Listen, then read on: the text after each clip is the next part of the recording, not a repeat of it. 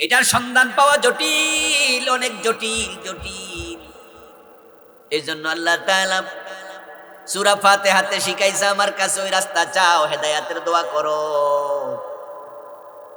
এবার সূরা বাকারা শুরুতে কয় যে হেদায়েত তুমি চাও, এটা কোথায় পাইবা? এটা তো বাজারে বিক্রি হয় না, এটা তো ফ্যাক্টরিতে বানান যায় না, ওই হেদায়াত তো টাকা হইলে কেনার সুযোগ নাই। এটা কোথায় পাইবা? যালিকাল কিতাবু লা রাইবা ফীহি হুদাল লিল মুত্তাকিন।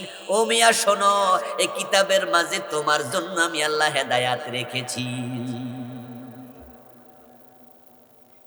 তাহলে আমরা যারাই হেদায়াত চাই তাদেরকে কোরআনের কাছে যাওয়া লাগবে, এই কিতাবের কাছে যাওয়া লাগবে। এই কিতাবের বাহিরে যারা থাকবেন তারা হেদায়াত পাবেন না। এবার আপনাদের কাছে আমার একটু জিজ্ঞাসা, বাংলাদেশের লোকেরা হেদায়াতের জন্য কোরআনের কাছে বেশি যায় না পীর সাহেবের কাছে বেশি যায়?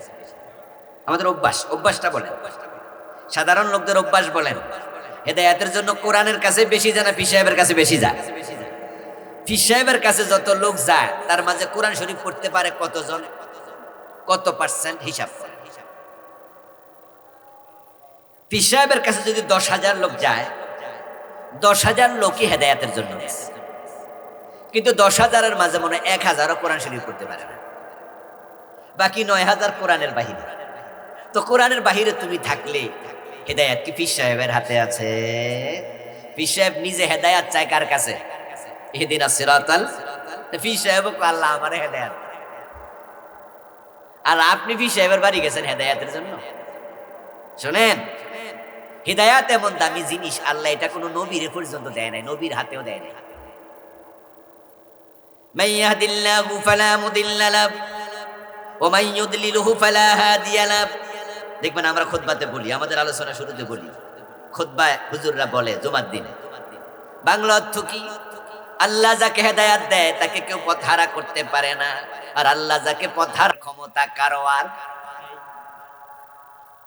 তাহলে এবার আপনারা একটু বলেন তো, হেদায়াতের মালিক কে? হেদায়াত কার হাতে? কোন নবীর হাতে পর্যন্ত নাই। আর আপনি যে পীর সাহেবের বাড়িতে বসে রয়েছেন কোরআন শরীফ বাদ দিয়ে।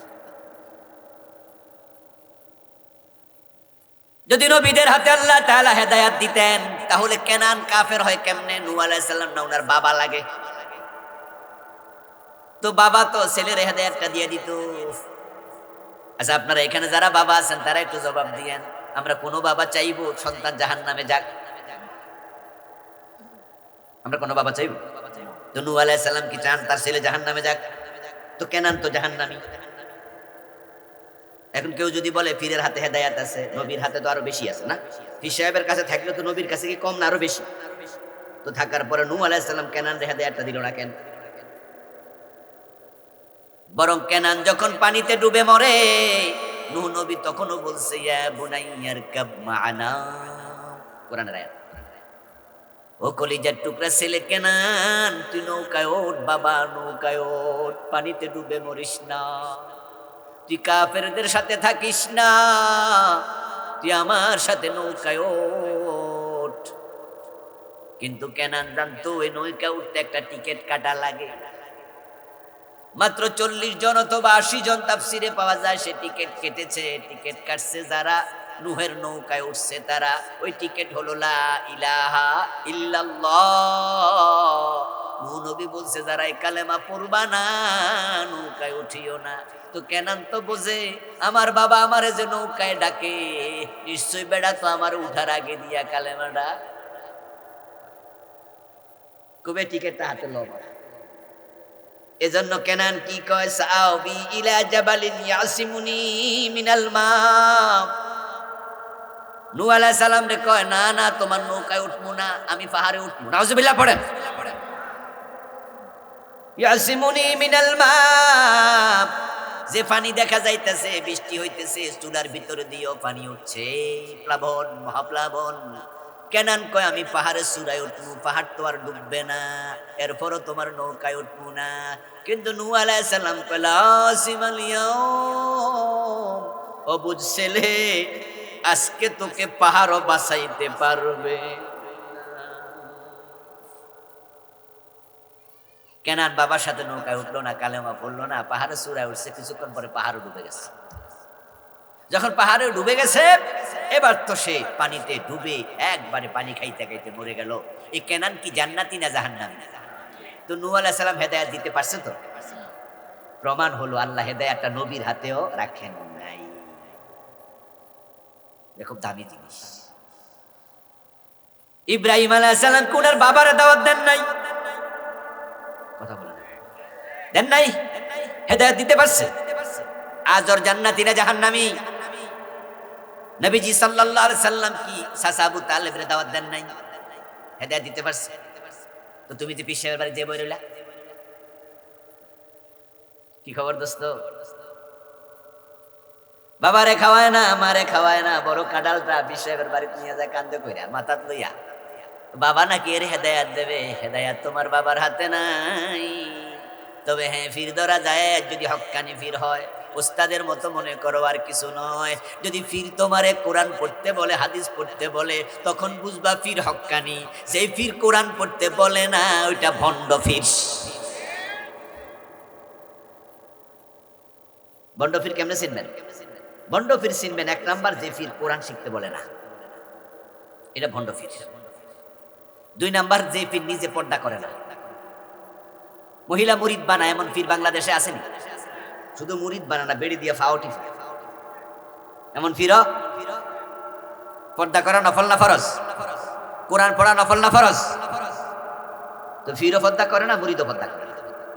ফির নিজেও কোরআন পড়ে না, মুরিদও কোরআন পড়ে না, অথবা ফির পড়ে মুরিদও পড়তে পারে। যে ফির পায়ে সেজদা নেয়, যে ফির বেদাতি, ওই ফির ভণ্ড। যে ফির বেদাতি, সে ফির কি? ভণ্ড। এবং যেই ফিরে কামতে দিনের কথা বলে না, জমিন যার আইন চলবে তার। আলা লাহুল খালকু ওয়াল আমর, সাবধান, সৃষ্টি যার, আইন চলবে শুধু তার। কথাটা আমার না আল্লাহর। ইনিল হুকমু ইল্লা লিল্লাহ, আল্লাহ ছাড়া কারো আইন চলবে না, এই কথাটাও কার? তো যেই ফির আল্লাহর আইনের কথা কয় না, এটাও ভণ্ড ফির, এটাও ভণ্ড ফির।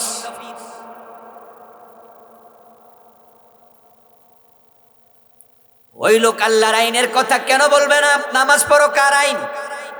বলেন না, বলেন কার আইন? রোজা রাখো কার আইন? চোর ধরে হাত কাটো কার আইন? জুলুম করো না কার আইন? তো নবীজিকে আল্লাহ সকল আইন মানেন নাই, সমাজে চালু করেন নাই। এখন তুমি তো ফির, তুমি তো বলতেছো তুমি নবীর আসল উত্তরসূরি। তো তুমি চোর ধরে হাত কাটার ওয়াজ কেন করো না? জেহাদের ওয়াজ কেন করো না? দিন কায়েমের ওয়াজ কেন করো না? জুলমের বিরুদ্ধে কেন কথা বলো না? কারণ তুমি সুবিধাবাদী, ভণ্ডামি করছো। ওই হক কথা বললে জেলে যাওয়া লাগে, মাইর খাওয়া লাগে। তুমি হালুয়া খাইতে রাজি, পাথর খাইতে রাজি না। আমার রাসূল কি পাথরের আঘাত খান নাই? বলুন তো, নবীজি কি পাথরের আঘাত খাইছে অন্যায় করে না হকের দাওয়াত দিয়ে? তো তুমি হকের দাওয়াত কেন দাও না? তুমি সুবিধাবাদী কেন? হক মানি তো কোরআন, হক মানি তো ইসলাম। তো তুমি সুবিধাবাদী বাইসা বাইসা দাওয়াত দিবা, যেগুলো দাওয়াত দিলে সবাই খুশি। বাহ! আপনি যদি মানুষকে দাওয়াত দেন, এই ভাই মানুষকে খাওয়ান, যাকে চিনেন তাকেও সালাম দেন, যাকে চিনেন না তাকেও সালাম দেন, যাকে চিনেন তাকেও খাবার দেন, যাকে চিনেন না তাকেও খাবার দেন, দেখবেন যে চোরও আসন্ন করবে, কি ভালা হুজুর, খাওয়াইতে পয়সা। এটা কিন্তু হাদিস। তুমি খাওয়াও যাকে চিনো, যাকে চিনো না।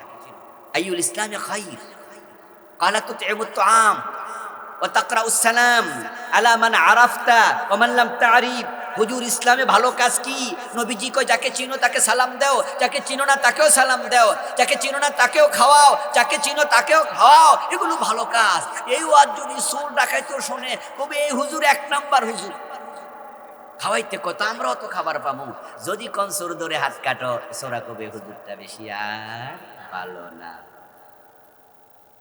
ডাকাত ধরে শুলে দাও, ডাকাত বলবে কয় কি রে, শুলে দেয়া মানে ফাঁসি দেয়া, তা আমার মেরে নেবে, এই হুজুর তো খারাপ হুজুর। যেই মাত্র বলবেন যে আপনি অন্যায় করো না, অন্যায় করলে শাস্তি, মদ খাইলে 80 বেত লাগাতে হবে, এমন আইন ইসলামে আছে না নাই? এই ওয়াজ তোমার কোথায় গেল? না বলবেন যে আমি কি আর দেশের প্রেসিডেন্ট নি, আমি কি প্রধানমন্ত্রী নি, আমি কি বিচারক নাকি, আমি কেমন সোরের হাত কাটবো, এটা বিচারকের কাজ। আল্লাহর আইন দেশে প্রতিষ্ঠা করা এটা প্রধানমন্ত্রীর এমপির কাজ। আমি এমপিও না, মন্ত্রীও না, প্রধানমন্ত্রীও না। এই কথা কই আপনি সইরা যাবেন? আমার প্রশ্ন, তাহলে যারা প্রধানমন্ত্রী বানায়, এমপি বানায়, আপনি ভোটার না, তো নেতা বানায় কেডা? ও, আপনি কিচ্ছু বোঝেন না, না মানে আল্লাহর আপনি বুঝ দিয়ে দিবেন যে আল্লাহ সুর ধরে হাত কাটা, এটা তো আমার কামই না, হাকিমেরা ধরো। তো হাকিমের আল্লাহ জন ধরবো, হাকিম বলবে আল্লাহ আমি তো আইনের বইতে এটা পাই নাই, আইনের বইতে তো নাই যে সুর ধরে হাত কাটো, তা আমার দোষ কি? আল্লাহ যে আইন বানাইছে এমপিরে ধরে। এবার আল্লাহ এমপিরে ধরবে, এমপি বলবে আল্লাহ আমি তো আর নিজে নিজে এমপি হই নাই, পাবলিক ভোট দিছে, পাবলিকরে ধরেন। কথা আছে, কান টানলে মাথা আসে। কিছু লোক বড় সুবিধাবাদী হয়ে গেছে, বলে জমিনে আল্লাহ দিন কায়েম করতে হবে, এগুলো আমার দরকার না, এগুলো আমার কাম না। ফাজি কোথাকার, পদভ্রষ্ট আলেম, পদভ্রষ্ট আলেম। বাংলাদেশে দিন কায়েম বড় সহজ, কারণ আমরা তো ৯২% মুসলমান। নবীজি দিন কায়েম করছে তলোয়ার হাতে নেওয়া লাগছে, কারণ সে দেশে কাফের ছিল, ঠিক কিনা? হুনাইনের যুদ্ধ কাফেরদের বিরুদ্ধে, তাবুকের যুদ্ধ কাফেরদের বিরুদ্ধে, ওহদের যুদ্ধ কাফেরদের বিরুদ্ধে, বদরের যুদ্ধ কাফেরদের বিরুদ্ধে, খন্দকের যুদ্ধ কাফেরদের বিরুদ্ধে তলোয়ার হাতে নেওয়া লাগছে। কিন্তু বাংলাদেশে তো আমরা ৯২% মুসলমান, ইসলাম কেন কায়েম নাই আমরা বুঝাইতে ব্যর্থ হয়েছি। মানুষকে যদি আমরা বুঝাই দিতাম ইসলামের পক্ষে ভোট দাও, অধিকাংশ নেতা যখন ইসলামী হয়ে যাবে সংসদে ইসলামের আইন পাশ হয়ে যাবে। 72-তে সংবিধান লিখল, এ পর্যন্ত সংবিধান পরিবর্তন হয়েছে 18 বার। কয়বার বলেন না, কথা বলেন না আমার সাথে, কয়বার? আচ্ছা, এই সংবিধান পরিবর্তন 18 বার কি আমরা করছি না নেতারা করছি?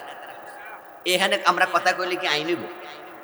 কিন্তু সংসদ ভবনে 151 জন নেতা যদি হ্যাঁ বলে আইন হয়, না বললো আইন। এই যে 18 বার চেঞ্জ করছে, নেতারাই করছে। এখন যদি আমরা ইসলামের পক্ষে ভোট দিয়া নেতা পাঠাইতে পারি, তাহলে নেতারা আবার পরিবর্তন করবে যে এখন থেকে বাংলাদেশে চুরি করলে হাত কাটার আইন পাশ করা হলো, তাহলে আল্লাহর আইনটা জমিনে কায়েম হয়ে যাবে, এই আইনটা প্রতিষ্ঠিত হয়ে যাবে। আরে শান্তি আপনার আর আমাদের সবার। এই দেশে যদি চোর ধরে হাত কাটার আইনটা হয়ে যেত, আমরা যে কত আরামে ঘুমাইতাম, ঘরের দরজা না লাগাইলো চলতো, ঠিক না ভাই? চুরি নাই তো, কেমন চুরি করবেন? হাত কাটে দেবে। 100 চোরের হাত কাটা দেখেন, 1000 চোর তারের মতো সোজা হয়ে যাবে। বেশি লাগবে না, গরু চুরি না চাচা, কিচ্ছু চুরি হইব না, কোন চুরি আর হবে না। ঠেলার নাম বাবাজি, মায়ের উপরে ওষুধ নাই। আপনারা এখানে হজে গেছেন, উমরা গেছেন, এই যে আমার ভাই আজকের সভাপতি, কি আজকে কি অতিথি ভাই সভাপতি মাশাআল্লাহ তাজ ভাই, উনি থাকেন তো রিয়াদে, সৌদি আরবে। শুনলাম 30 বছরের মতো সেখানে থাকে। আমি আল্লাহ অনেকবার আমাকে নিয়েছে, 2005 থেকে যাচ্ছি, আলহামদুলিল্লাহ প্রতি বছরই যাওয়ার চেষ্টা করি। কই আমি তো সৌদি আরবে হাত কাটা চোর অ্যাভেলেবেল দেখি না, যে একটা হাত নাই হাঁটতাছে আর দেখে আমি কোনো ওই যেমন চোর, সৌদি সরকার হাত কেটে আছে। ওই দেশে হাত কাটার আইন আছে, কিন্তু হাত কাটা চোর নাই। কেন নাই জানেন? কম লাগে না তো, আইন আছে, এটা শুই নাই চোর সোজা হয়ে যায়। আপনি দেখবেন যে কোনো দোকানে আপনি ঢুকে যখন দেখবেন যে কোনায় ক্যামেরা লাগানো, সিসি ক্যামেরা চলতেছে, যদি চোখে পড়ে চুরির নিয়তে ঢুকছে, হে ডরে চুরি, ঠিক নি ভাই, ঠিক কিনা? ও বেটা তো বুঝতে লাগবো, আরে খাইছে রে, দোকানদার না দেখুক, ক্যামেরা তো আছে, পরে তো ঠিকই বেটা কম্পিউটার বাইতে। আরে আল্লাহর আইন যে কত সুন্দর। আমরা বলি যে মাদকের বিরুদ্ধে কথা বলো, এ পথভ্রষ্ট হুজুর বলতেছে না ইসলাম কায়েম করা এগুলো আমাদের কাজ না, দরকার নাই, এগুলো আমাদের দায়িত্ব না। তাহলে এই দেশে যে মদ চলতেছে, ইয়াবা, হেরোইন, ফেন্সিডিল, আরো কত কিছু যুবকদের সব শেষ করে দিচ্ছে। বলুন তো আমাদের নেতারা চাইলে মদ বন্ধ করতে আর আইন করতে পারে না? সংসদে আসিবে তার আইন পাশ করো। হযরত ওমর রাদিয়াল্লাহু তাআলা আনহু নিজের সন্তান আবু শাহামা মদ পান করেছে, তাকেও আশীর্বাদ দিয়েছেন। কবি নজরুল চমৎকার ভাবে বলেছেন, মদ্যপানের অপরাধে প্রিয় পুত্রকে নিজ করে মেরেছ দোররা, মরেছে পুত্র তোমারই চোখের পরে। 80 বেতের আইনটা যদি চালু হয়ে যায় বাংলাদেশে, ওয়াজ লাগে না। আমরা তো ওয়াজ করছি মদের বিরুদ্ধে। আমার সেই বড় বড় হুজুররা মাদকের বিরুদ্ধে ওয়াজ করতে করতে মরে গেছে। আওয়াজ দিয়ে বলুন তো, মাদক মারা গেছে না আরো জওয়ান হয়েছে? আসলে ওয়াজ যে আমরা করতেছি, যেমন আমি যদি এখন 10 মিনিট মদের বিরুদ্ধে ওয়াজ করি, আচ্ছা এখানে মদখোর কয়জন আছে? আমার তো মনে হয় একজনও নাই, কারণ মদখোরের এত বালা নাই মাহফিলে বলবাই। এ তো ফোরা কফাইলা, ঠিক কি না? যদি মদখোর মাহফিলে কোনোদিন আইও, তাহলে চা দোকান পর্যন্ত আই, অথবা আইলে ওই গেটের বাইরে খারে থাকবে। এখানে 10 মিনিট আধা ঘন্টা ধৈর্য ধরে বইয়ে বইয়া কোরআন শরীফ শুনবো, এত কপাল বালা না। ওই জিলাপি দোকানে বইয়ে বইয়ে ওয়াজ শুনবো আর মাঝে মাঝে মোমবাতি টানবো। বিড়ি খাইতে খাইতে ওয়াজ শুনে এমন শ্রোতা আসেনি? আজকে মাহফিলে আইতে আইতে বিড়ি খাইছে এমন দুই একজন, ফকের চেক করলে অনেকের এখনো ফক, আবার যাইতে যাইতেও টানতে টানতে যাবে। খালেদা জিয়া জানাজার নামাজতে যাওয়ার সময় দেখি নেতা বিড়ি টানতাছে। এই দুঃখ রাখি করি। এ পরশু দিনের কথা, যে তারেক জিয়া পিছনে হাঁটতেছে, সেনাবাহিনীর লোকেরা নেতা সবাই সামনে দিয়ে টানতাছে মোমবাতি। এগুলো অমানুষ নেতা, মানুষ না। কারণ একজন মানুষকে কবরস্থ করেছে, তোমার অন্তরে তো কবরের চিন্তা আসা দরকার, ঠিক না? তো বিড়ি টানো কেমনে তখন? চিন্তাও নাই। আমার বন্ধু বলছিলাম, মাদক 80 বেতের আইন চালু করে দাও।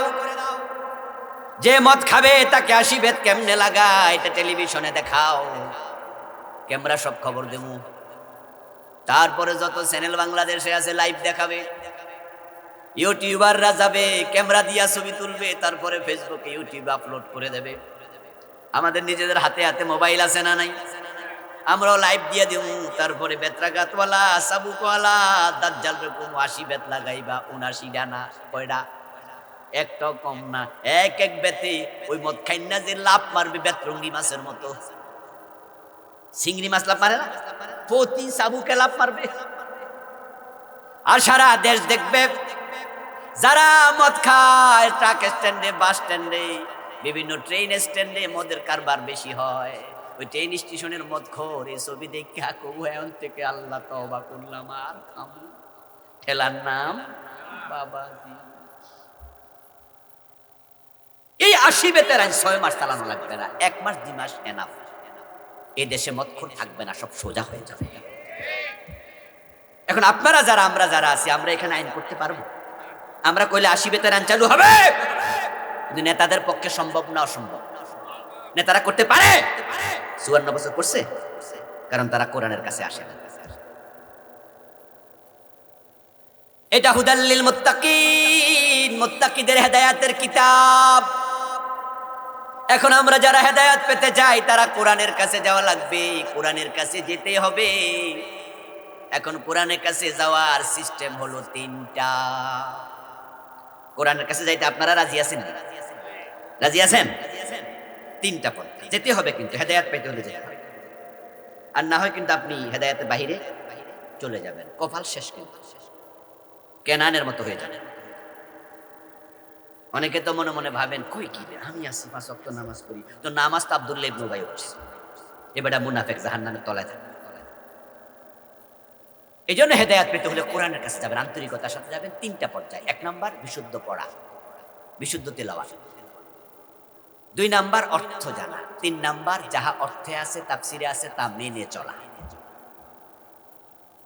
এখন কোরআন যারা পড়বেন না, শিখবেন না, কোরআন থেকে বিমুখ।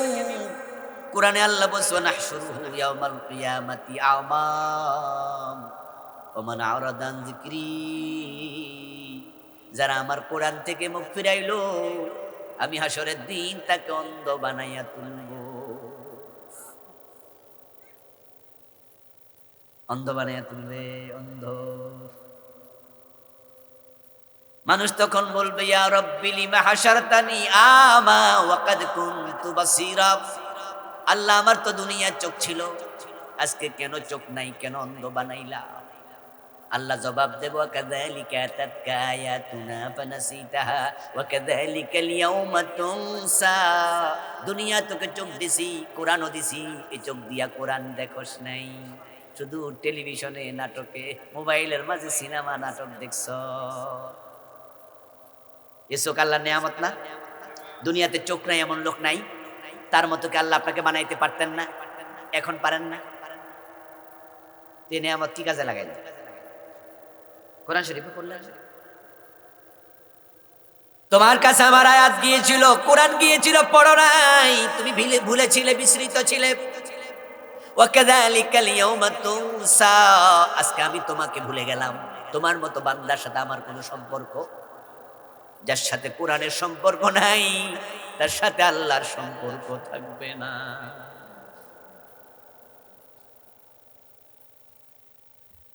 মুরব্বী মানুষ এই ওয়াজ শুনে আফসোস করে, হুজুর শেষকালে ওয়াজটা শোনাইলেন, শেষকালে এখন তো কানে শুনি না ভালো করিয়া, চোখেও দেখি না, দাঁতও তো নাই, হা কইতে পারি না, শব্দ অক্ষরগুলো উচ্চারণ করতে পারি না, মনেও তো থাকে না, স্মরণ শক্তি কমে গেছে। এখন আল্লাহকে আমাদেরকে অন্ধ বানাইয়া তুলবে? তাহলে আমরা বুড়া মানুষ, আমাদের উপায় কি? নবীজি বলছেন যে বুড়া হয়ে যাবে, যার কষ্ট হবে, তারপরও কোরআন শিখতে চেষ্টা করবে, আল্লাহ তাআলা তাকে দ্বিগুণ পুরস্কার দেবেন। والذي يقرأ القرآن ويتتعتع فيه وهو عليه شاق له أجران। কোরআন পড়ছে, চোখে দেখে না, তারপরও কোরআন ছাড়ে না, যতটুকু দেখে পড়ে, চেষ্টা করে, আলিফ বা তা সা শিখছে। আল্লাহ তুমি আমার অন্ধ বানাইয়া তুলিও না, আমি তোমার কোরআনের সাথে লেগে গেলাম।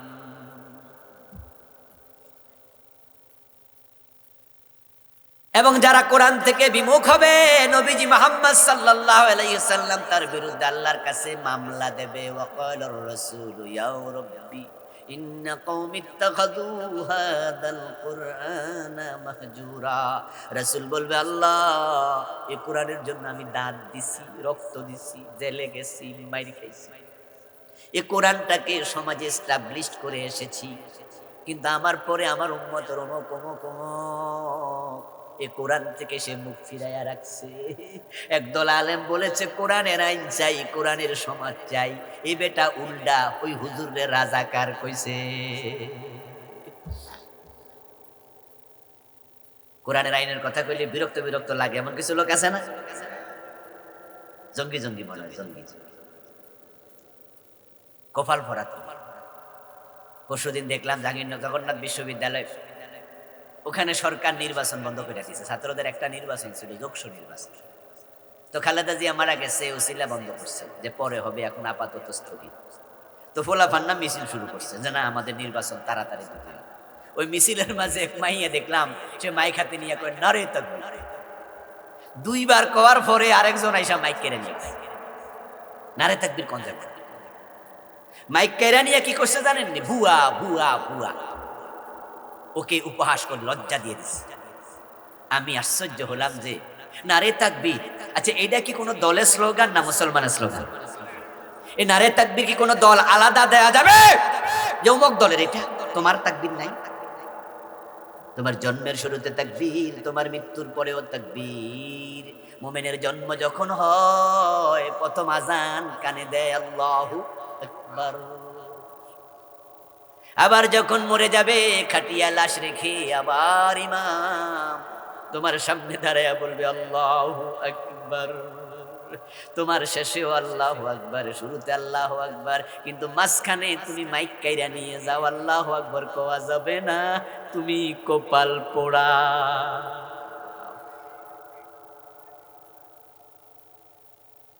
তোমার মিছিলে আল্লাহু আকবার কেন নাই? এমন মিছিলে যাও কেন যে মিছিল আল্লাহু আকবার কোয়া যায় না? কেন জয় বাংলা দিয়ে স্লোগান করতে? কেন অমুকের সৈনিক তোমাকে সৈনিক বলতে হবে? নারে তাকবীর বাদ দাও কেন? এটা কইয়া পরে কও, নারে তাকবীর কইয়া পরে জয় বাংলা কও। জয় বাংলা তো বাংলাদেশের জয়ের শব্দ, আমার কাছে কোনো অসুবিধা নেই। এটা কোনো কবিরা গুনাহ না, এটা কোনো গুনার কামি না। জয় মানে বাংলাদেশের জয় হোক, আমার অসুবিধা নাই, কিন্তু এটা শুরুতে হবে না আল্লাহু আকবার শুরুতে হবে?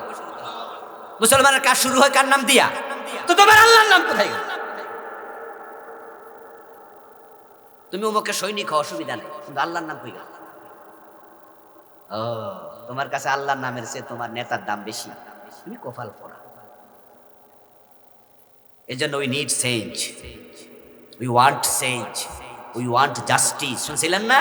ছাত্ররা বলছে আমরা পরিবর্তন চাই, এভাবে আর চলতে পারে না, 54 বছর চলে গেছে, এবার আমরা কোরআনের বাংলাদেশ দেখতে চাই। আপনাদের সামনে আসতে হবে সবাইকে নিয়ে। তাহলে 1 নাম্বার বিশুদ্ধ পড়া, বিশুদ্ধ পড়ার জন্য মাদ্রাসা। এই যে মাদ্রাসা আছে এখানে, কি নাম? মধ্য গোবরিয়া দারুল উলুম মাদ্রাসা। সন্তানদের বিশুদ্ধ কোরআন শিখাবে। আপনার সন্তান ডাক্তার হবে, ইঞ্জিনিয়ার হবে, যাই হোক, প্রফেসর হোক, হোক গা, কিন্তু এমন ভাবে কোরআনটা শিখিয়ে দেন যেন আপনি মরার পরে জানাজার ইমামতি করতে পারে। এই যে কয়দিন আগে খালেদা জিয়া মরে গেল, যদি উনার জানাজার নামাজে ইমাম বাইতুল মোকাররমের খতিব আব্দুল মালেক সাহেব না হইয়া তারেক জিয়া নিজে ইমামতি করতো, কেমন লাগতো আমাদের কাছে? কি লাগতো! পুরা বাংলাদেশের জন্য এটা মেসেজ হয়ে গেছে। মূলত আরবের মানুষকে আল্লাহ চ্যালেঞ্জ দিলেন, তোমরা তো আরবের মানুষ, আরবি বোঝো, তো যদি এতই বোঝো বলো তো আলিফ লাম মিম, এটা দিয়ে আমি কি বুঝাইছি?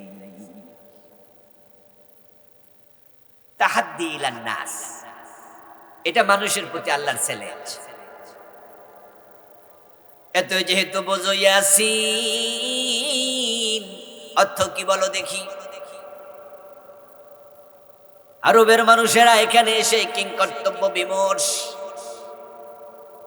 এখানে এসে আরবের বড় বড় লেখক, পণ্ডিত, কবি, সাহিত্যিক থেমে গেল। এজন্য আমরাও বলি আলিফ লাম মিম, আল্লাহ কি বুঝাতে চাইলেন এটা দুনিয়ার কেউ জানে না, এটা একমাত্র জানেন কে? আল্লাহ। আল্লাহ এখানে আমাদের একটা পরীক্ষাও নিলেন, না বুঝে আমরা মানি কিনা। এই যে বুঝলাম না আলিফ লাম মিম মানে কি, এখন না বুঝার পরও এটা কোরআনের আয়াত, এটা আল্লাহর বাণী, না বুঝলো আমরা এটাও মানি, ঠিক না? অন্য আয়াত যেমন মানি, এই আয়াতও আমরা মানি। আমরা আমাদের আকলকে, আমাদের বিবেককে আমরা হাকিম মনে করি না, আমাদের বুঝকে আমরা যথেষ্ট মনে করি না, কারণ আমাদের বুঝের বাহিরেও অনেক কিছু আছে। এই জন্য আমাদের বিবেক আমাদের হাকিম নয়, আমাদের বিচারক নয়, আমাদের বিচারককে। আমাদের চোখে আমরা যা দেখি, দেখার মাঝে ভুল আছে, আমাদের আকল দিয়ে যা অনুভব করি তার মাঝেও ভুল আছে। এজন্য আমরা কোরআনে আলিফ লাম মিম ইয়াসিন হামিম এগুলো বুঝি না, তারপর আমরা প্রশ্ন তুলি না, এগুলো আল্লাহ কেন নাজিল করলেন প্রশ্ন করি না, বরং আমরা বুঝে নিলাম এগুলোর মাঝে কোনো হিকমত আছে। এটা তো একটা হিকমত যে আল্লাহ জানতে চাইলেন যে দেখি না বুঝা মানে কি না, না বুঝে তারা এটাকে কোরআনের আয়াত মনে করে কিনা। যারা অতি বুদ্ধিমান, অতি বুঝ, অতি অতি শব্দটা ভালো না, মনে রাখবেন। বুঝ ভালো, বুদ্ধিমান ভালো, অতি চালাকে গলায় রশি। চালাক ভালো, অতি চালাক ভালো না। বুদ্ধিমান ভালো, অতি বুদ্ধিমান ভালো না। তো বাংলাদেশে, পৃথিবীর বিভিন্ন দেশে কিছু অতি চালাক মানুষ আছে, যারা যুক্তিতে না মানলে কিচ্ছু বোঝে না, কিচ্ছু মানে না, কই যে আগে বুঝি কিনা দেখি। এই জাতীয় সব জায়গায় যুক্তি খুঁজতে খুঁজতে এক পর্যায়ে আল্লাহ যে পৃথিবী বানাইছে আল্লাহরে নাকি খুঁজেই পায়। এটা যুক্তিতে ধরে না। ওই আপনারে বানাইছে কে, আমারে বানাইছে কে, তখন আল্লাহরে বানাইছে কে, এখন তো প্যাঁচ লেগে গেছে। এখন ওদের আর বুঝে আসে না, ওরা তখন বলে আনসিন ইজ নাথিং। নাউজুবিল্লাহ পড়ে, যা দেখি না তা মানি না। এখন আল্লাহরে ওরা দেখে না, খুঁজেও পায় না, তাই ওরা মানি না। তাদের আকলকে, বিবেককে তারা হাকিম বানাইছে। তা আকল যখন হয়রান হয়ে যায়, আল্লাহ তাআলা আছেন কিন্তু তাকে খুঁজে পাওয়া জটিল। আল্লাহ তাআলাকে খুঁজে পাওয়ার জন্য যে পরিমাণ আকল দরকার, আল্লাহ ওই পরিমাণ আকল মানুষকে দেয়নি। এজন্য কিছু কিছু বিষয় আছে না দেখে মানা লাগে, না বুঝেও মানা লাগে। যেমন আমরা যে এখানে বসে আছি, এখানে অক্সিজেন নাই, কথা বলুন না, আছে? বোঝেন অক্সিজেন, বোঝেন? এখানে অক্সিজেন আছে, দেখছেন কে কে? তো এটা মানেন না, তো কেন মানেন? আপনি না সব কিছু যুক্তি দিয়া মানেন, তো অক্সিজেন কোন যুক্তিতে মানলেন? অক্সিজেন তো দেখাই যায়। একটা গোলাপ ফুল যখন নাকের কাছে ধরেন সুগন্ধ লাগে না? সুগন্ধ দেখা যায়, তো মানেন কেন? কত কিছু আছে আমরা না দেখেই মানি, না বুঝেই মানি। এই যে আপনারা আমরা জন্মের পর থেকে দেখে আসছি আকাশে সূর্য, সূর্যের দিকে তাকাইলে সূর্যকে কত বড় মনে হয় আমাদের কাছে, একটা ফুটবল, বড় ফুটবল নাকি, এতটুকু বড়। কিন্তু আসলে কি সূর্য অতটুকু বড় না আরো একটু বড়? মোটামুটি ফ্যান্ডেলের সমান, ঠিক না? কি সূর্য কি ফ্যান্ডেলের চেয়ে আরো বড়? মহাকাশ বিজ্ঞানীরা বলছে পৃথিবীর তুলনায় 13 লক্ষ গুণ বড়। কত গুণ বড়? 13 লক্ষ গুণ বড়। আচ্ছা, এখন আপনি যে চোখ দিয়া দেখছেন, আপনি দেখছেন ফুটবলের চেয়ে একটু বড়, তাহলে আপনার কথা ঠিক হলে বিজ্ঞানীর কথা মিথ্যা, আর বিজ্ঞানীদের কথা ঠিক হলে আপনার দেখাটা মিথ্যা।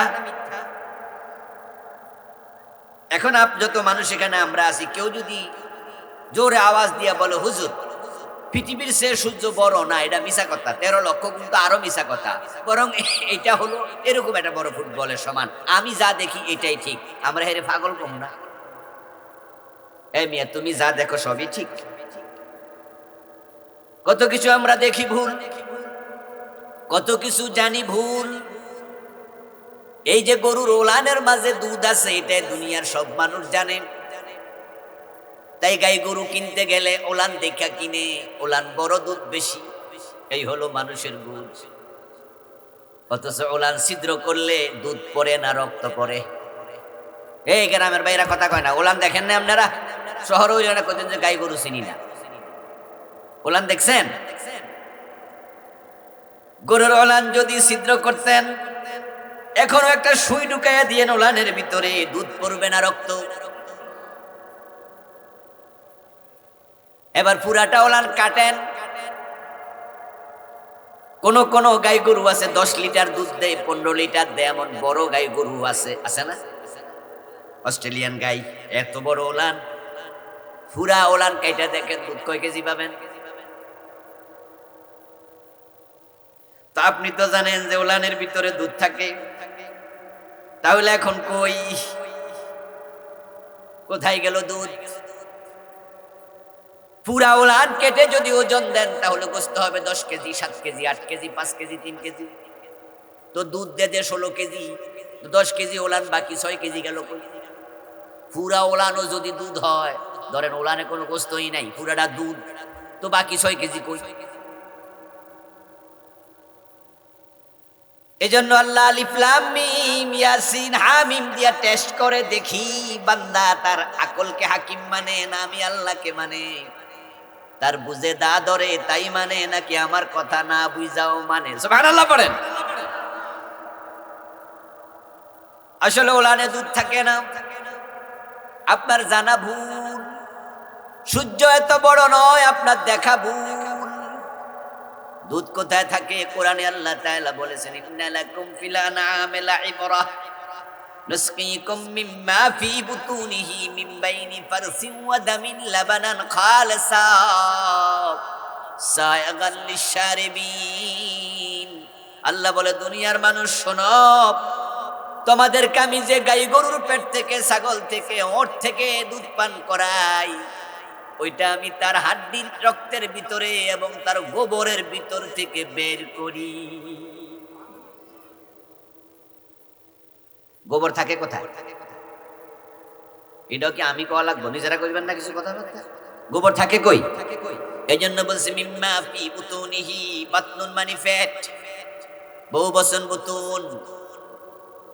আমি তোমাদেরকে দুধ পান করাই ওই প্রাণীর পেটের ভিতর থেকে, দুধ ওলানে না ফেটে। তা আমরা জানি কই? এখন ফ্যাটের মাঝে দুধ, তাই যে গরুর পেট বড় হে গরুর দুধ বেশি। আল্লাহ যে ফ্যাটের কথা কইল, আবার ফ্যাটের কোন জায়গায়? মিম্বাইনি ফারুসিন, ফারুসুন মানে গোবর। কই ফ্যাটের ভিতরে যে গোবর আছে, আমি গোবরের ভিতরে দুধ রাখছি। তাহলে এখন থেকে গোবর আর ফালাইয়েন না, চাপলে দুধ বাইরে হইব, ঠিক না? আল্লাহ যেহেতু কইছে গোবরের ভিতরে দুধ আছে, চাপ মাইরেন দুধ বাইরে হইব। এরপরে বলছে ওয়াদামিন, এবং এই দুধ রেখেছি আমি ওই গাই গরু ওই প্রাণীর রক্তের ভিতরে। রক্তের ভিতরে দুধ দেখার ক্ষমতা আমাদের চোখের। গোবরের ভিতরে দুধ আছে, এটা দেখার ক্ষমতা তোমার নাই। আল্লাহ যেহেতু বলেছে, আল্লাহর কথার মাঝে কোনো ভুল সন্দেহ, যালিকাল কিতাবু লা রাইবা ফীহি, আলিফ লাম মিম, যালিকাল কিতাব লা রাইবা ফীহি, এমন কিতাব থেকে আমি আপনাদের শোনালাম যেখানে ভুল দূরের কথা, ভুলের কোনো সম্ভাবনাও, কোনো সন্দেহ। রক্তের মাঝে দুধ আছে, গোবরের ভিতরে দুধ আছে, কিন্তু এগুলো তুমি দেখবা না। যেমন এখানে অক্সিজেন আছে, এটা দেখার ক্ষমতা তোমাদের চোখের নাই। ওমা উতীতুম মিনাল ইলমি ইল্লা কলিলা, তুমি যতই বাহাদুরি দেখাও, বড় বিজ্ঞানী নিজেকে মনে করো, আল্লাহরে খুঁজা পাও না, তোমার নাকি এলেমের অভাব নাই, জ্ঞানের অভাব নাই। আল্লাহ বলে মিথ্যা কথা, আমি তোমাকে কোনো এলেম দেই নাই, দিয়েছি বড়ই সামান্য। ওই সামান্য এলেম পাওয়ার কারণে তুমি এখন একটু জামা কাপড় গাদ দেও, না হয় তুমি ল্যাংটা থাকতা, যেমন গরু ছাগল ল্যাংটা থাকে। মানুষ ছাড়া পৃথিবীর কোন প্রাণী কি কাপড় পরে? হ্যাঁ না, কিছু কয় না কেন লোকেরা? বুঝলাম না। আপনাদের এলাকায় কি ইন্দুর নাই, বিলাই নাই? কোথাকার দেনি? কোথাকার দে? পায়জামা পরেনি? দেখেন, মানুষ ছাড়া কোন মাখলুক কাপড় পরে না। ওই মানুষের যে আল্লাহ সামান্য এলেম দিছে, এজন্য এই কাপড় পরে। ওইটুকু না দিলে আমরাও কাপড় পরতাম না। এজন্য কিছু মানুষ আছে বিদেশ গেলে দেখবেন ল্যাংটা হাঁটে, ইউরোপে আমেরিকায় এই কাপড় চাপড় পরে না ঠিক কইরা, গরমের মাঝে পুরা কাপড় খুললে হাঁটতে চায়। বাংলাদেশেও কিছু কাপড় খুললে হাঁটতে চায় মাঝে মাঝে। আমরা হুজুররা যদি কই কাপড় পরো, কই হুজুররা খারাপ, আমরা ওরা শুধু বোরকা পরতে কয়। এজন্য ঢাকায় কিছু মহিলা আছে যে হুজুরদের বিরুদ্ধে মিছিল দেয়, মিটিং করে, আমরা কাপড় কম পরলে অসুবিধা কি? আমরা বলি, তোমরা কি কাপড় খুলে আধুনিক হতে চাও? যদি কাপড় খোলার মাঝে আধুনিকতা থাকতো, গরু ছাগল সবচেয়ে বেশি আধুনিক হইতো, ঠিক কি না? এরা তো কাপড় পরেই না। ছেলে মেয়ে একসাথে আড্ডা দেয়, প্রেম করে, ভালোবাসা করে, এবং তারা 14 ফেব্রুয়ারি বিশ্ব ভালোবাসা দিবস পালন করে। আমরা যখন বলি এগুলো বেহায়াপনা, এগুলো উলঙ্গপনা, এগুলো নির্লজ্জতা, তখন কয় হুজুররা আমাদেরকে এসব কি কয়? আমরা তো আধুনিক মানুষ, এজন্য আমরা একটু বাদাম খাই, একসাথে বসে একটু ছেলে মেয়ে প্রেম ভালোবাসা করি। আমরা বলি ভালোবাসা ভালো জিনিস, স্বামী তার স্ত্রীকে ভালোবাসে।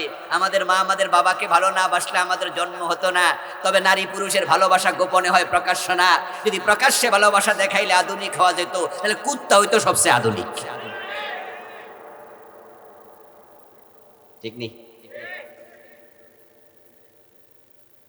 হেরা বেশি বুদ্ধিমান হইতে হইতে মাথা ঠিক নাই আর। এজন্য কিছু লোক আকলে না ধরলে কিছু মানে না। তো আল্লাহ তাআলা আলিফ লাম মিম দিয়া চ্যালেঞ্জ করে, দেখি মানে কি না। সুবহানাল্লাহ পড়েন। আলিফ লাম মিম আমরা বুঝি না, কিন্তু এই আয়াত নাজিল করছে কে? কুল্লুম মিন ইনদি রাব্বিনা আমান্না বিহি। কোরআনের যত অক্ষর, যত হরফ, প্রতিটা আল্লাহ নাজিল করেছে। আমরা বুঝলেও মানি, না বুঝলেও মানি। এই কিতাবের উপরে ঈমান আনা, এটা আমাদের টোটাল ঈমানের অংশ। ঈমানের 6টা অংশ আছে।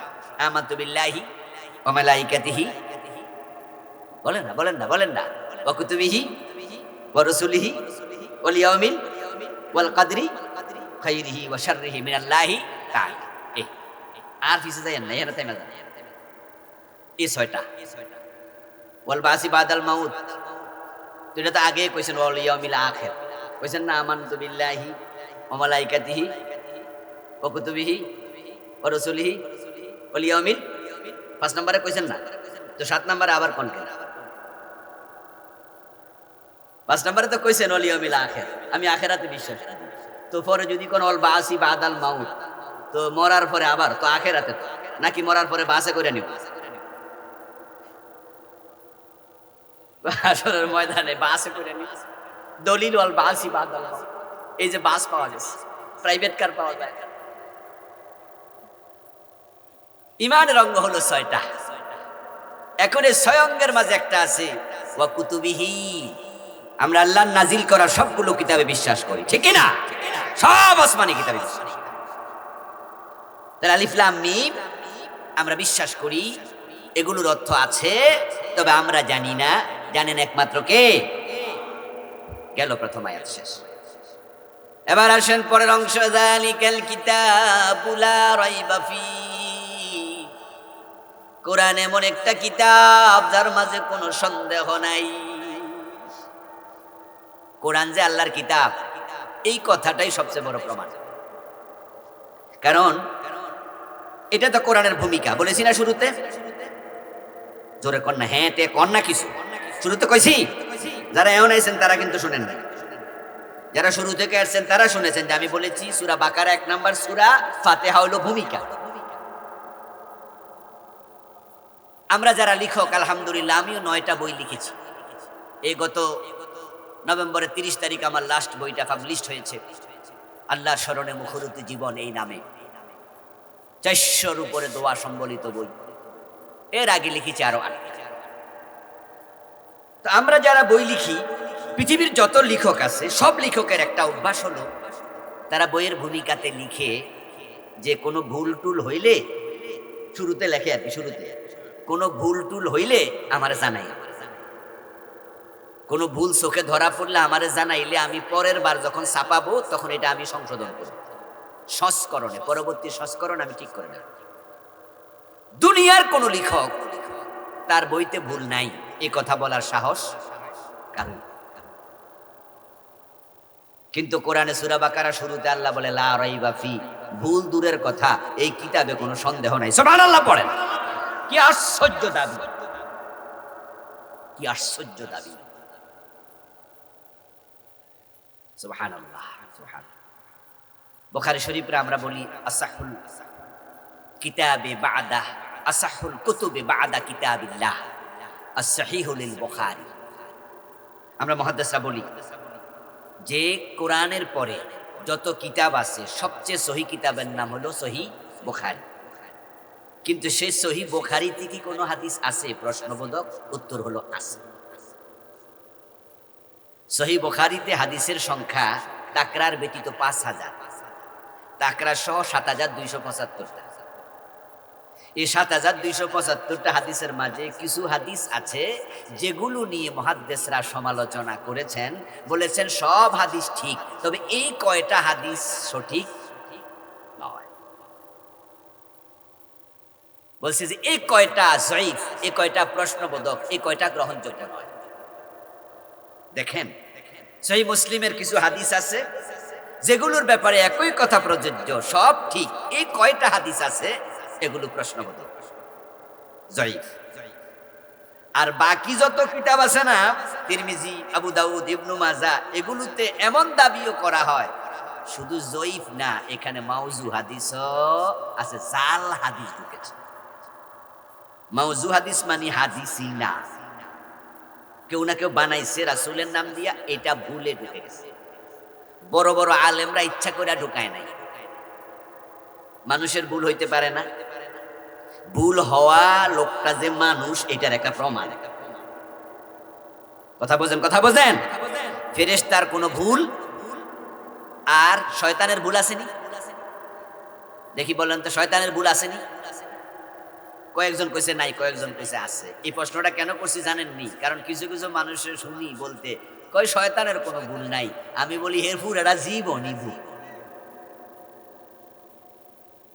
এ ভুল করার কারণে হে শয়তান মূলত ফেরেশতার কোনো ভুল হয় না কার ভুল হয় না কারণ ফেরেশতা যে ভুল করবে এই ভুল করার যে প্রবণতা এটা আল্লাহ ফেরেশতার মাঝে রাখেনি নাই ফেরেশতার মাঝে গর্ব নাই, অহংকার নাই, ফেরেশতার মাঝে কাম নাই, ক্রোধ নাই, ফেরেশতার মাঝে নারী নাই, পুরুষ নাই, ফেরেশতার মাঝে ক্ষুধা নাই, পিপাসা নাই। তাই ফেরেশতা কোনো ভুল করে না, ফেরেশতা লোভে পড়ে না। ফেরেশতার মাঝে জাতীয় আল্লাহ তাআলা প্রবণতা সৃষ্টিগতভাবে দেন নাই। কিন্তু ইবলিস হলো জিন। ইবলিস কি? শয়তান হলো জিন। আর জিনের মাঝে নারীও আছে। পরেরটা কইতেন না? হ্যাঁ, হেইও মেইও না কইলে হইব না। জিনের মাঝে পুরুষও আছে, নারীও আছে, ক্ষুধাও আছে, পিপাসাও আছে, কামও আছে, ক্রোধও আছে, অহংকারও আছে। মানে মানুষের যে স্বভাব, জিনের মাঝে প্রায় সব স্বভাব বিদ্যমান। এজন্য জিনেরাও খায়। আমরা যেমন খাই, জিনেরা খায়। জিনেরা চুরি কইরাও খায়। আমাদের মাঝে চোর আছে না?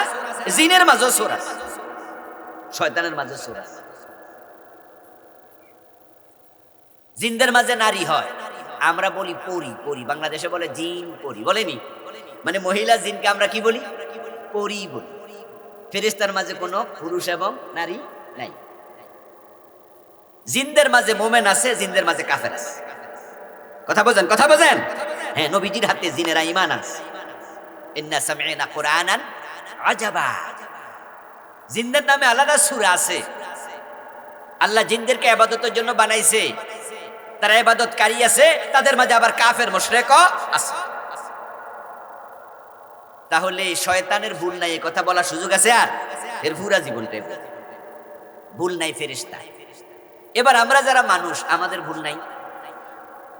আদম আলাইহিস সালাম ভুল করেন নাই? জান্নাতের মাঝে আল্লাহ বলছিল না গাছের কাছে যাইও না, যায় নাই? নাসিয়া নাসিয়া পানাসিয়া। আল্লাহ বলে আদম ভুলে গেছে। আমি আদমকে বলেছিলাম ফালা তাকরাবা হাদিহি শাজারা, গাছের কাছে যাইও না।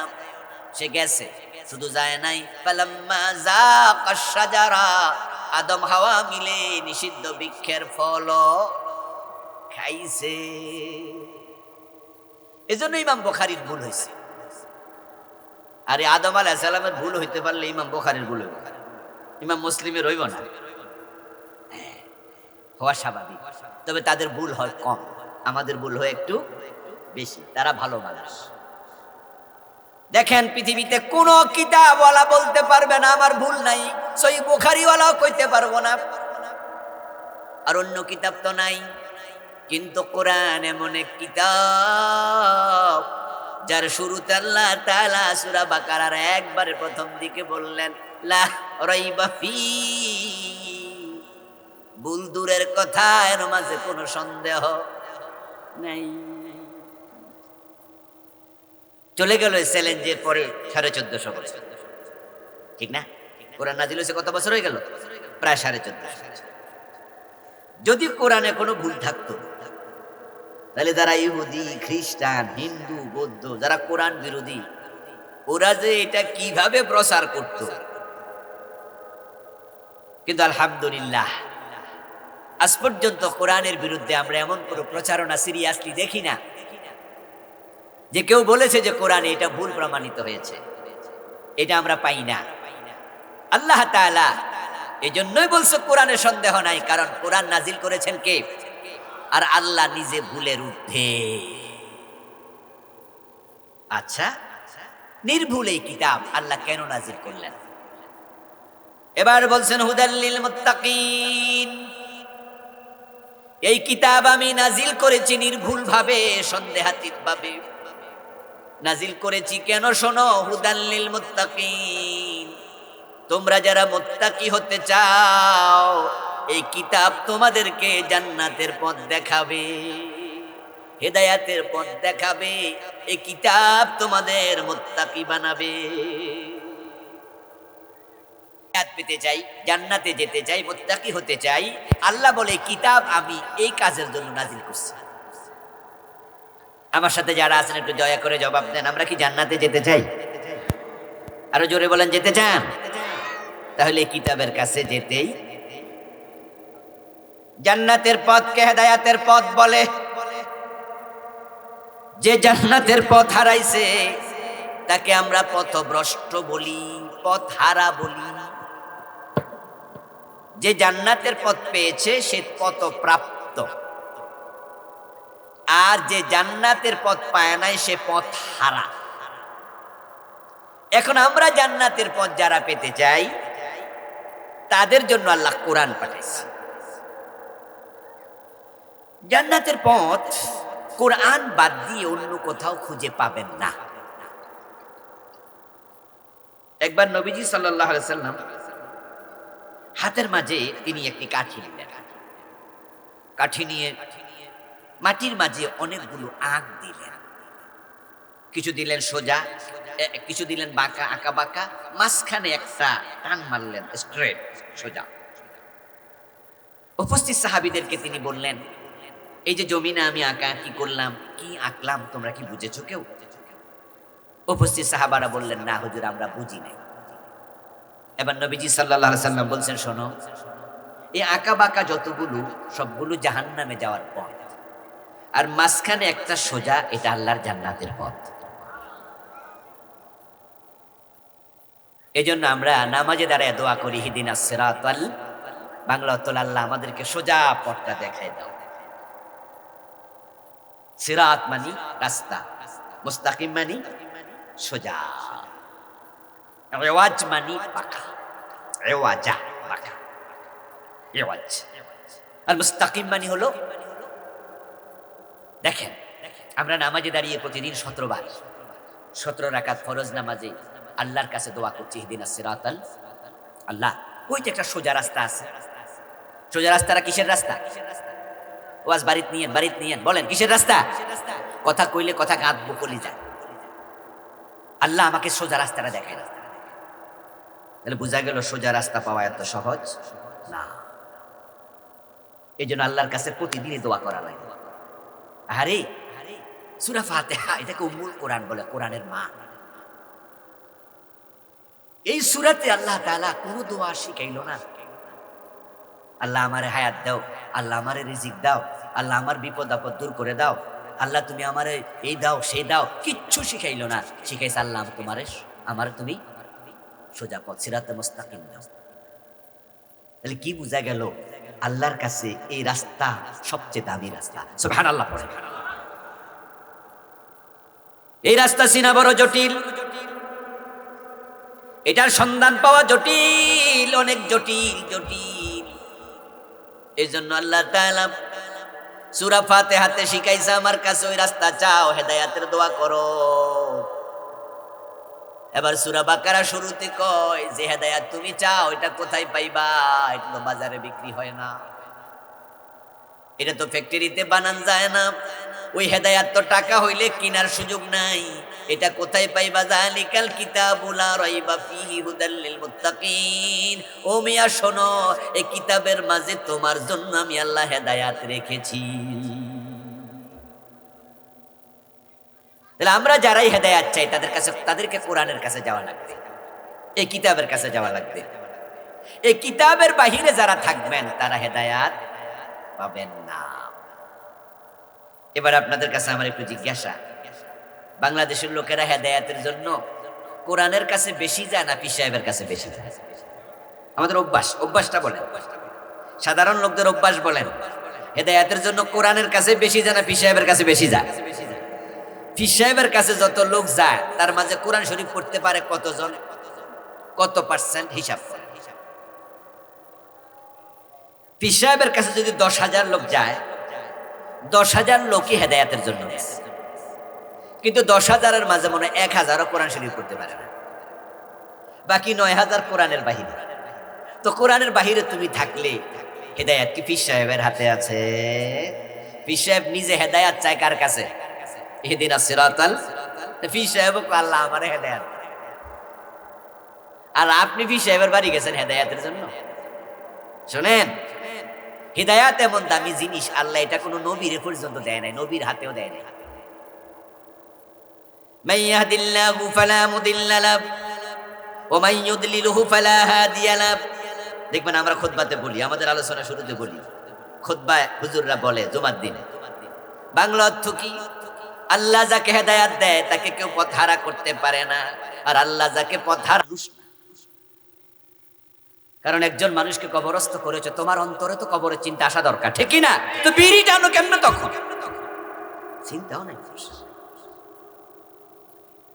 আমার বন্ধু বলছিলাম মাদক 80 বেতের আইন চালু করে দাও, যে মদ খাবে তাকে 80 বেত কেমনে লাগায় এটা টেলিভিশনে দেখাও, ক্যামেরা সব খবর দেবো। তারপরে যত চ্যানেল বাংলাদেশে আছে লাইভ দেখাবে, ইউটিউবাররা যাবে ক্যামেরা দিয়া ছবি তুলবে, তারপরে ফেসবুকে ইউটিউবে আপলোড করে দেবে। আমাদের নিজেদের হাতে হাতে মোবাইল আছে না নাই? আমরাও লাইভ দিয়ে দিব। তারপরে বেত্রাঘাতওয়ালা, সাবুকওয়ালা, দাজ্জাল রকম 80 বেত লাগাইবা, 79 ডানা কয়টা, একটাও কম না। এক এক বেতে ওই মদ খাইনা যে লাভ মারবে বেতরঙ্গি মাছের মতো। চিংড়ি মাছ লাভ মারে না, প্রতি সাবুকে লাভ মারবে।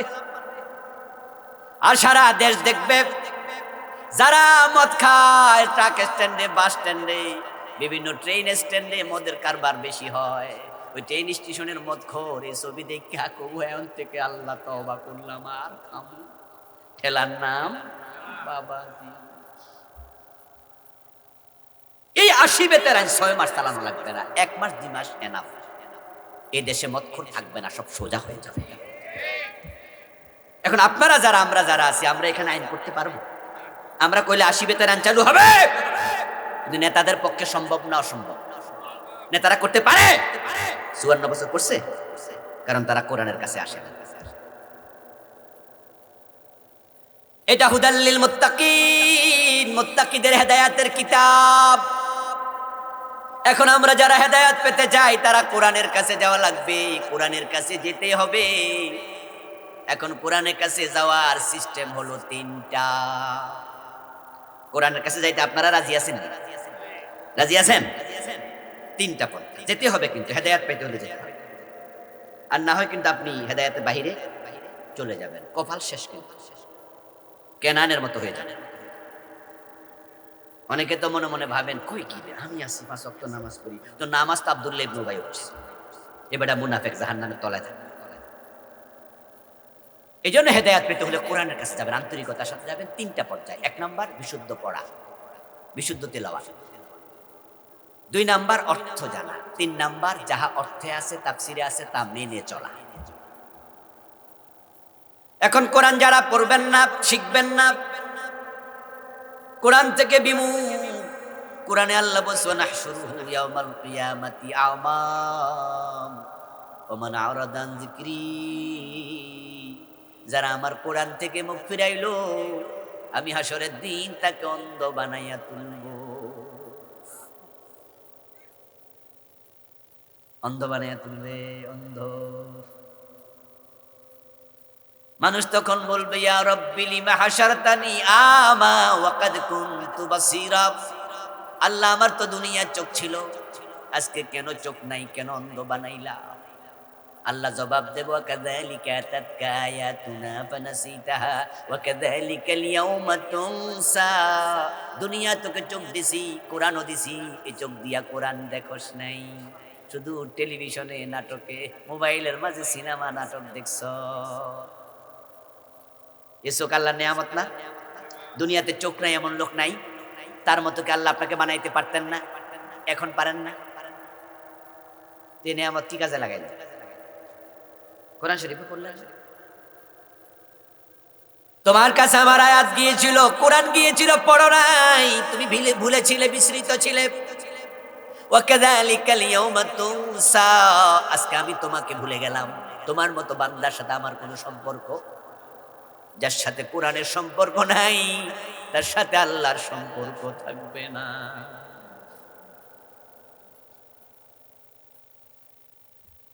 মুরব্বী মানুষ এই ওয়াজ শুনে আফসোস করে, হুজুর শেষকালে ওয়াজটা শোনাইলেন, শেষকালে এখন তো কানে শুনি না ভালো করিয়া, চোখেও দেখি না, দাঁতও তো নাই, হা কইতে পারি না, শব্দ অক্ষরগুলো উচ্চারণ করতে পারি না, মনেও তো থাকে না, স্মরণ শক্তি কমে গেছে। এখন আল্লাহকে আমাদেরকে অন্ধ বানাইয়া তুলবে? তাহলে আমরা বুড়া মানুষ, আমাদের উপায় কি? নবীজি বলছেন যে বুড়া হয়ে যাবে, যার কষ্ট হবে, তারপরও কোরআন শিখতে চেষ্টা করবে, আল্লাহ তাআলা তাকে দ্বিগুণ পুরস্কার দেবেন। والذي يقرأ القرآن ويتتعتع فيه وهو عليه شاق له أجران কোরআন পড়ছে চোখে দেখে না তারপরও কোরআন ছাড়ে না যতটুকু দেখে পড়ে চেষ্টা করে আলিফ বা তা সা শিখছে আল্লাহ তুমি আমার অন্ধ বানাইয়া তুলিও না আমি তোমার কোরআনের সাথে লেগে গেলাম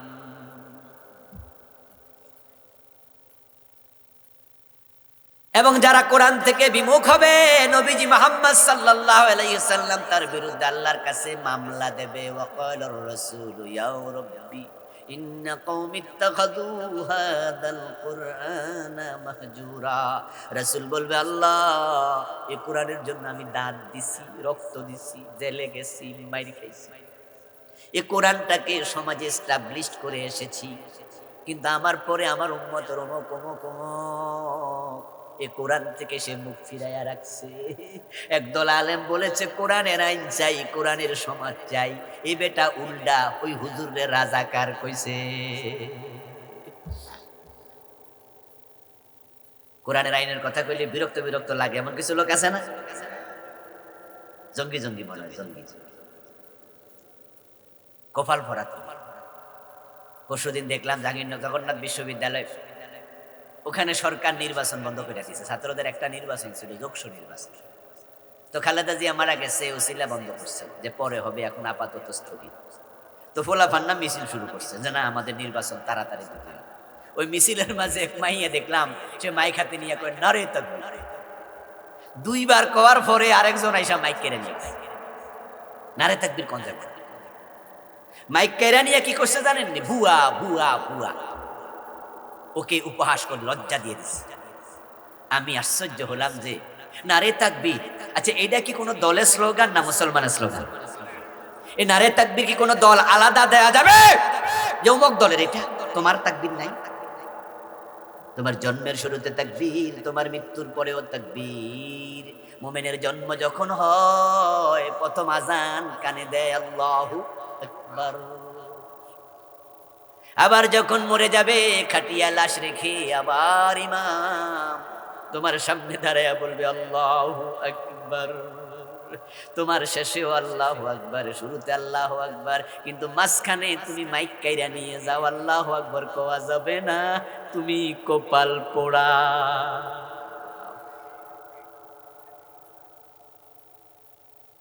তোমার মিছিলে আল্লাহু আকবার কেন নাই এমন মিছিলে যাও কেন যে মিছিল আল্লাহু আকবার কোয়া যায় না কেন জয় বাংলা দিয়ে স্লোগান করতে কেন অমুকের সৈনিক তোমাকে সৈনিক বলতে হবে নারে তাকবীর বাদ দাও কেন এটা কইয়া পরে কও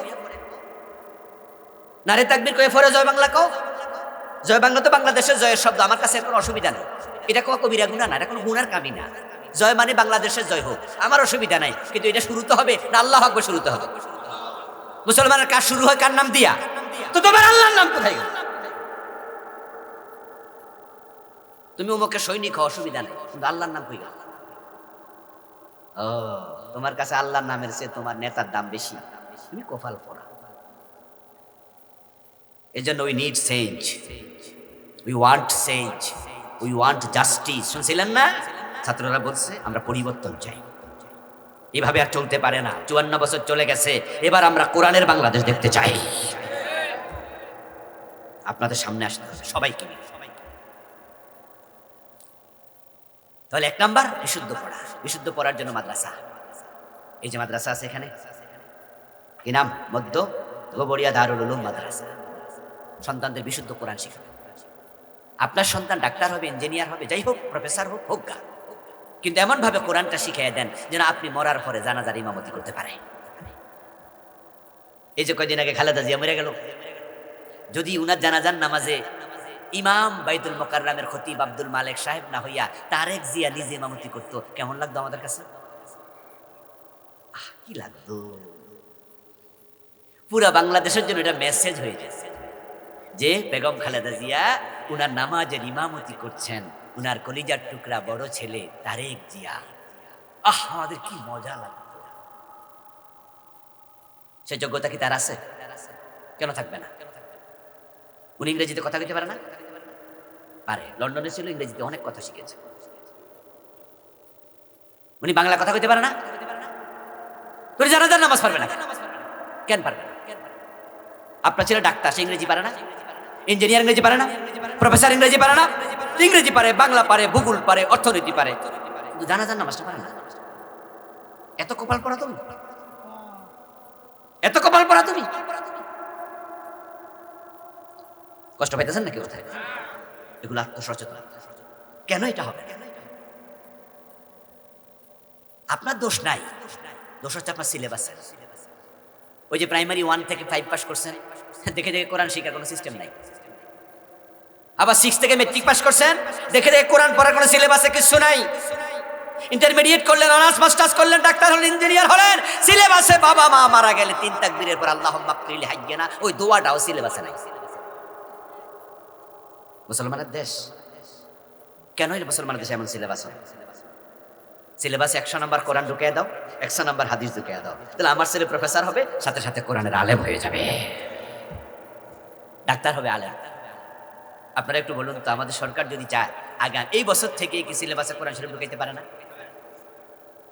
54 বছরে চাইছে, তারা মুসলমান না? তো কোরআন লোক শত্রুতা কেন? এটা না হেদায়েতের কিতাব? এই জন্য বিশুদ্ধ তেলাওয়াত মাদ্রাসা দেন, তারপরে হলো অর্থ পড়ুন, অর্থ পড়ুন। কোরআনে কি আছে, কি আল্লাহ বলেছে জানা দরকার আছে না নাই? জানুন জানুন জানুন, না জানলে কেমনে মানবেন? যারা কোরআন পড়ে অর্থ জানে না, তাদেরকে আল্লাহ কোরআনে গাদার সাথে তুলনা দিছে, কামাসালিল হিমার ইয়াহমিলু আসফারা।